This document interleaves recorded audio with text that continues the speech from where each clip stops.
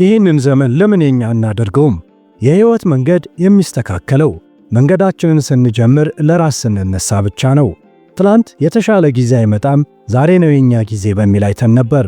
ዛሬ ደግሞ እኛና ስኬታማ የሆኑ ሰዎች መካከል ያለውን ልዩነት ለማየት ሰባቱን የስኬታማ ሰዎችን ባህሪ እንዳስሳለን። እነሱ ምን አይነት ባህሪ ቢኖራቸው ተሳካላቸው? እኛ ደግሞ ምን አይነት አመለካከት፣ ምን አይነት ባህሪ ስላለን ስኬትን አጣን የሚለውን እንድናይ ይረዳናል። ስኬት የተወለደ ባህሪ አይደለም፣ የተደጋጋሚ ትንንሽ ልምዶች ውጤት ነው እንጂ። እዚህ ምድር ላይ ማግኘት የምንፈልጋቸውን ነገሮች በሙሉ ለማግኘት አስቀድመን ራሳችንን ማሸነፍ፣ የህይወታችን ሾፌር መሆን፣ ውስጣዊ ማንነታችንን መቆጣጠር ወዘተ አለብን ማለት ነው። ከተማን ከሚመራ ሰው ይልቅ ራሱን የሚመራ ሰው ይበልጣል ይላል ጠቢቡ ሰለሞን። ራስን ማሸነፍ ሌሎች ውጫዊ ነገሮችን የማሸነፊያ ቁልፍ ነው። የምንመለከታቸው 7 ልምዶች ማንኛውም ሰው የግል ህይወቱ መሪ እንዲሆን በእጅጉ የሚያግዙ ናቸው። አንደኛ፣ ኃላፊነት ውሰድ። ጅብ ከሄደ በኋላ የውሻ መጮህ ምንም ውጤት አያመጣም፣ ትርፉ ድካም ነው። ውጤት የሚያመጣው ጅቡ ከመምጣቱ በፊት አስቀድሞ በማነፍነፍ ድምፅ ማሰማት ነው። ሁኔታዎችን፣ ሌሎች ሰዎችን፣ ዓለምን ወዘተ የሚወቅሱ ሰዎች በሕይወታቸው የረባ ቁም ነገር አያከናውኑም። ሁልጊዜም ኃላፊነትን የሚያሸክሙት ከእነሱ ውጪ ላለ ሌላ አካል ነው። ኃላፊነትን መሸከም ስንችል ነው የሕይወታችንን ጉዞ አቅጣጫ መወሰን የምንችለው። የተሽከርካሪውን መሪ ለሌላ አካል አሳልፈን ሰጥተን የምፈልገው ቦታ አይደለም የደረስኩት፣ በፈለግኩት ፍጥነት አይደለም እየተጓዝኩ ያለሁት ልንል አንችልም። ብንልም ዋጋ የለውም። የጉዞውን አቅጣጫ ፍጥነትና አድራሻ የሚወስነው አሽከርካሪው ነው። ልምዳችንን መውቀስ፣ ጣት መጠቋቆም፣ ራስን መከላከል ወዘተ ከሆነ እውነቱን ለመናገር የሚወቀስ ነገር ማግኘት አይከብድም። ዘወትር የእናቴ መቀነት አደናቅፎኝ ነው ማለት ሕይወታችን ባለህበት እርገጥ እንዲሆን በር ወለል አድርጎ ይከፍታል። ስለዚህ ለውጥ ለማምጣት የራሳችን ሰዎች ለመሆን ውስጣችንን ድል ለማድረግ ሁልጊዜም ለገዛ ራሳችን ሕይወት ሙሉ ኃላፊነት እንውሰድ። ቃላችንን የምናከብር፣ ባልንበት ቦታ የምንገኝ፣ በገዛ ራሳችን ጥረት የምንፈልገውን ማንኛውንም አይነት ነገር እጃችን ለማስገባት መጓዝ ያለብንን ርቀት ያህል ለመጓዝ የምንችል ሰዎች እንሁን።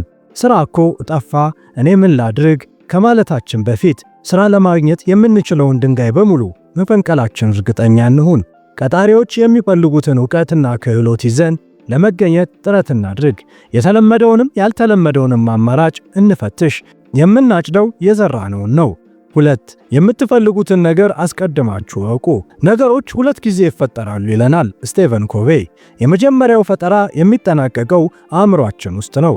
ከቤት ከመውጣታችን በፊት የምንሄድበትን ማወቅ ይኖርብናል። ከ1 2 5 እና 10 ዓመት በኋላ ምንድነው ማግኘት ማድረግ የምፈልገው መሆን የምፈልገው እያልን ራሳችንን እንጠይቅ። ለእነዚህ ጥያቄዎች አጥጋቢ መልስ መስጠት ነገሮቹ በተጨባጭም ወደ ሕይወት የሚመጡበትን ዕድል ከፍ ያደርገዋል። የምናገኘው የምናስበውን ነው። የምንደርሰው እንደርሳለን ብለን የምናስበው ከፍታ ድረስ ነው። ግባችንን ማወቃችን ትኩረታችንን ለመሰብሰብ ይረዳናል። ከነፈሰው ጋር አንነፍስም።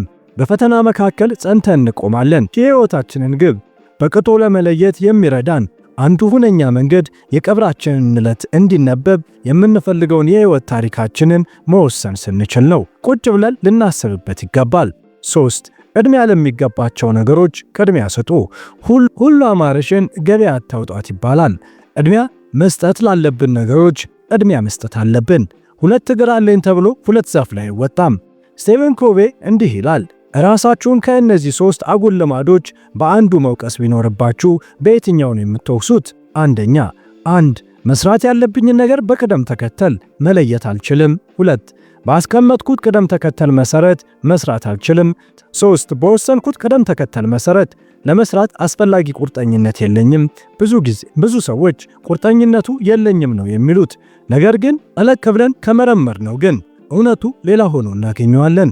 እውነቱ ቅደም ተከተሉ ውስጣችን በጥልቀት አለመስረጹ ነው። ልምድን ሁለቱን ማለትም የሕይወት ግባችንን አስቀድመን በሚገባ ለይተን በሚገባ ውስጣችንን መቅረጽ አለመቻላችን ነው። 4. በጋራ እኩል ተጠቃሚነት መርህ ተመሩ። ከተቃራኒ ጾታ ጀምሮ እስከ ንግድ ሥራ ግንኙነት ድረስ በጋራ እኩል ተጠቃሚነት መርህ መምራት ትልቅ ጥቅም አለው።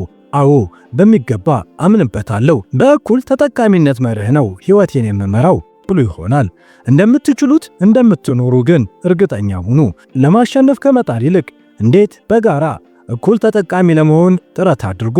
የበለጠ ተጠቃሚ ለመሆን ከሌላው ከፍ ብሎ ለመታየት ልክ ሆኖ ለመገኘት ሌላም ከመጨነቅ ይልቅ በጋራ እኩል እንዴት ተጠቃሚ መሆን እንደሚቻል ማሰብና ይህንን መርህ በየትኛውም የግንኙነት መረብ ውስጥ ተግባራዊ ማድረግ ይበልጥ ውጤታማ ያደርጋል።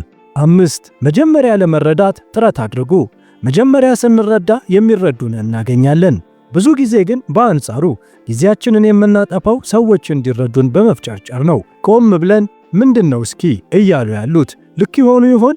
በየትኛው ማዕዘን ነው እነሱ ጉዳዩን ያዩት? ሰዎችን ለመረዳት ጥረት ማድረግ ጥሩ ነው። ሰዎችን የመረዳት ችሎታችን ጥሩ ሲሆን የሚረዱንን ሰዎች ቁጥርም ይጨምራል። 6. 1 ሲደመር 1 3 ድል ቢያብር አንበሳ ያስር ትልቅ መልእክት ያለው አባባል ነው። በግል ከሚሰሩ ስራዎች ይልቅ የላቀ ውጤት ያመጣሉ። አንድ እጅ ብቻውን አያጨበጭብም።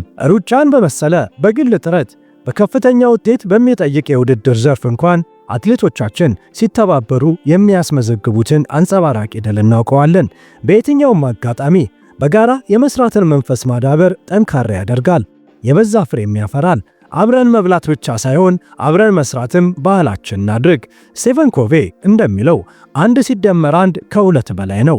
7 መጋዛችሁን ሳሉ። አንድ ግሩም አፈ ታሪክ አለ።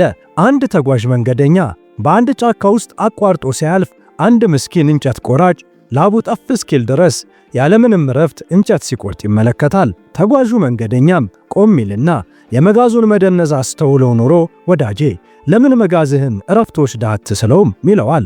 ልባ ያለው እንጨት ቆራጭም አይ ለሱ እንኳን ጊዜ የለኝም የሚል የዋህ ምላሽ ይሰጠዋል። ይህ ምስኪን እንጨት ቆራጭ እረፍት ወስዶ መጋዙን ቢስል በተሻለ ቅልጥፍና ብዙ እንጨት መቁረጥ እንደሚችል አልተረዳም። የተራ ቁጥር 7 ልምድ መልእክት ቀላልና ግልጽ ነው። በቂ እረፍት ምንጊዜም አድርጉ። ከሥራ በኋላ ራሳችሁን ዘና የማድረግ ልምምድ ይኖራችሁ። መዝናናት ለጊዜው ከሚሰጠው ደስታ ባሻገር በቀጣይ ሥራ ያዘጋጃል። ሁልጊዜም እንደምንለው ትልልቅ ኩባንያዎች ወጪ ችለው ወራዊ ደሞዝ መክፈላቸውን ሳያቋርጡ ሰራተኞቻቸውን የሚያዝናኑት በጣም ቸር ስለሆነ አይደለም።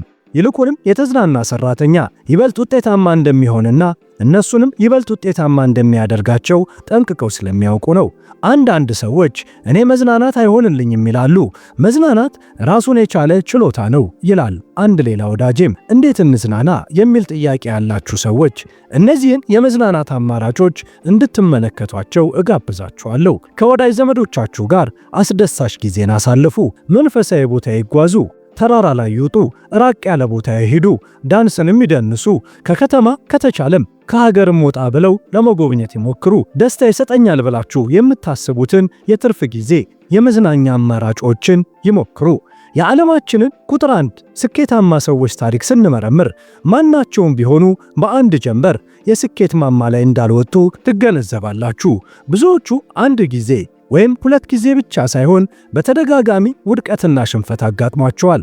ሥራ ከመቀጠራቸው በፊት ብቁ እንዳልሆኑ እየተነገራቸው ብዙ ጊዜ ተባረዋል። ዩኒቨርሲቲ ወይም ኮሌጅ ለመግባት ደጋግመው ገና በታዳጊነታቸው አመልክተው በመግቢያ ፈተናዎች ላይ ደጋግመው ወድቀዋል።